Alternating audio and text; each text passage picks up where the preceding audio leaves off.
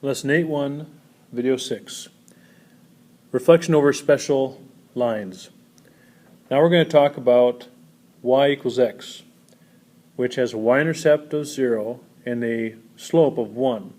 So now we're talking about a diagonal line and reflecting over that. Now this one's harder to judge because we're talking about not just left and right movement. So I'm going to give you the rule for this one since we've just talked about that. We're going to say that our rule for reflecting over that diagonal line, given any original coordinates in our original shape, our pre-image, would translate to its image coordinate of y, x. So if you notice, the order just changed. So if you look at h, and its coordinate is -4, 5. Its new image, h prime, its new location will be 5, -4. So all that happened was the x and y switched locations, which would put it at 5, -4, right there. So you look at each coordinate now. D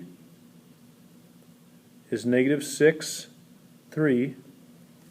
So its new location, its image location, is 3, -6. Notice there's no change in signs, it just changed positions. So 3, -6 is right here, and that is D prime. And our last one, M, is -3, 1.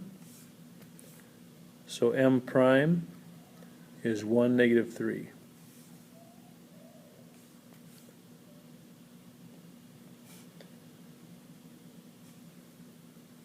Alright, now let's talk about another diagonal line, which would be y equals -x. Now that one has a y-intercept of 0 and a slope of -1.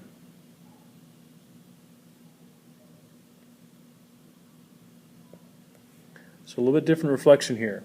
So what is its rule? xy translates to t prime, and you have y and x switched again, but also opposite signs. So the x and y did not just switch positions, but they also became the opposite signs. So if we take that into consideration then, h, which is -4, 5, h prime would be not just 5, -4, but now -5, +4, which would take us to